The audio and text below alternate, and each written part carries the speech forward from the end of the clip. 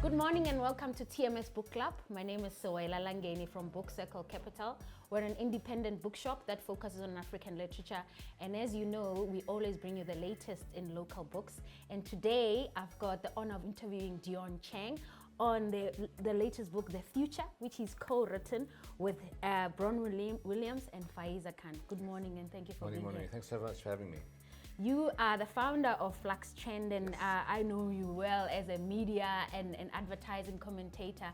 And I was curious when I saw this book to say, what brought this book about? Give us a little bit of context. So I think COVID was a watershed moment in history, and everything's changed. And I think the world is just changing faster and faster and faster. Absolutely. So I thought it would be a good idea to put this into a book. Yeah. We do business trends, so essentially it is aimed to help people with businesses to see what's coming on the horizon, what disruptive business models are coming through. We track trends globally, but then we translate them for South Africa and Africa as well.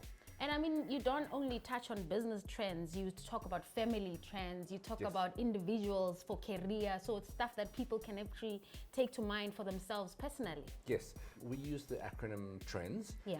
So TRENDS, so that stands for technology, for retail, for the state of the economy, the natural world, diplomacy, and then socio and cultural trends. So when we do a trend briefing in this format, it's like an executive summary of where the world is and where the world is going. So the book is kind of a little bit of an expanded version of that. Yeah, and the acronym for trends, the economy, retail, marketing, technology, natural world, what guided that selection? Why narrow it down to those pockets? When I started the company, 18 years ago, as a hobby, used to, and this will tell my age, is clip newspaper clippings and sift them into those different categories. And then I think what we do best now, and I think what the book does, is you join the dots between the different pillars, the 6 different pillars, and then you get a picture and a snapshot of where the world is and where the world is going. Some people say it's very exciting, some people say it's rather terrifying. And I was intrigued about the research, to say what guided the research, how far and wide was it easy? Speak to us a little bit about the research for these trends.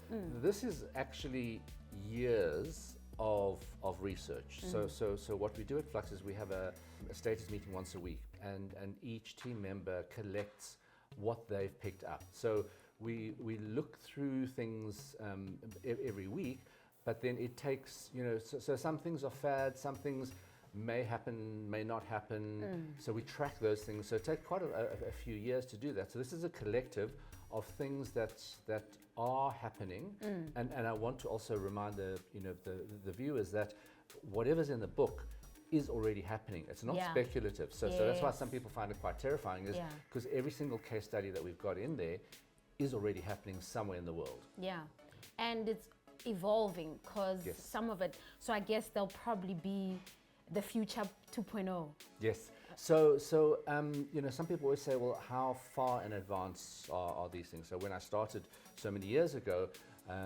everyone said, oh yeah, but South Africa or Africa lags behind. But with the pace of technology, so maybe a 5-year lag has then condensed into an 18-month or 1 year lag. So if something is happening, so for example, in the retail pillar, they've perfected it in Asia, is live stream social commerce, so they've gone beyond e-commerce. Yeah. But that's already fast coming through to America, to parts of Latin America, to Europe, all of those kind of things. So it spreads very, very quickly. And I was very, very intrigued by some of the trends you highlighted in the socio-cultural section. The phone-free zones, I've already seen that. Yes. I've heard of silent book clubs. Yeah. I've heard of parks where phones are not allowed, some parts of the world. I've heard of this trend of stay-at-home dads, That's changing things culturally. Single mom by choice. And I thought, what are some of the trends that you want to just pick out for us? So the big, just in terms of socio-cultural trends, there's a really, really big shift happening. So what you've picked up on is, and that we haven't released something, but I've been tracking that for about 18 months already now, is the whole demographic shift of social contracts. So Your nuclear family is very, very different Yes. at the moment. Yes. You mentioned the child-free movement, which Yeah. is different to childless movement.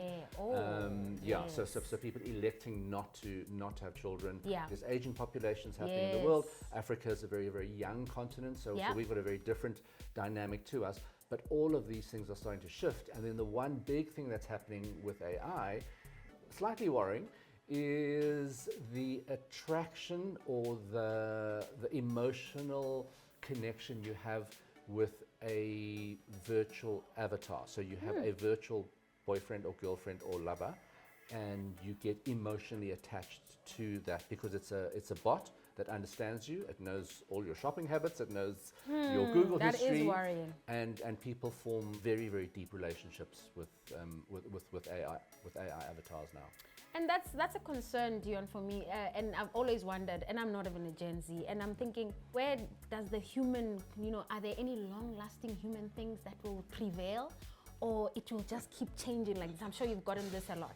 Yes. So the more we hurtle into a digitized and a virtual world, the more it's important to reclaim our humanity. Love that.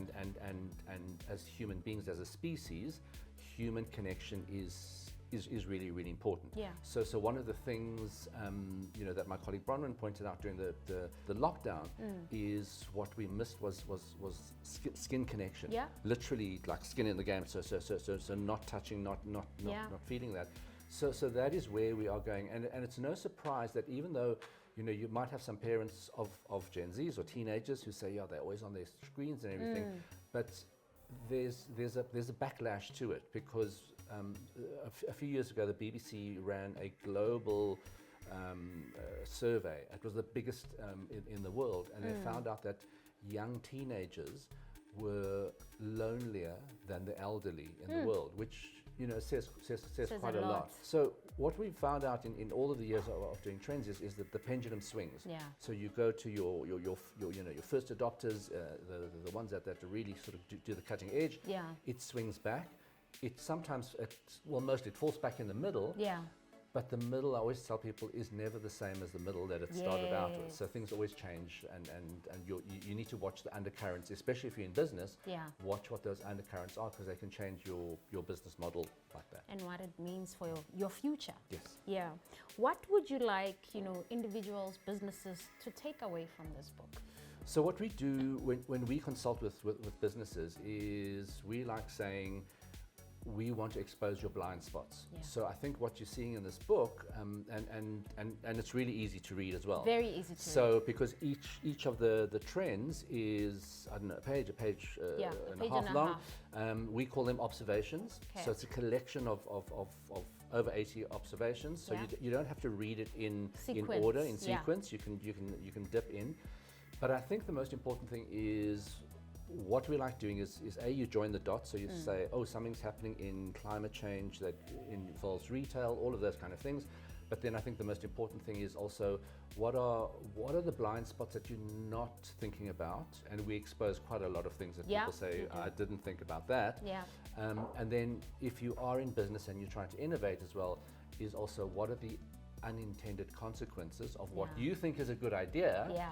but Culturally, it may be further down the line, upon. something Yeah. comes back to bite you. And Yeah. Very, very interesting. I would definitely advise you to get a copy of The Future.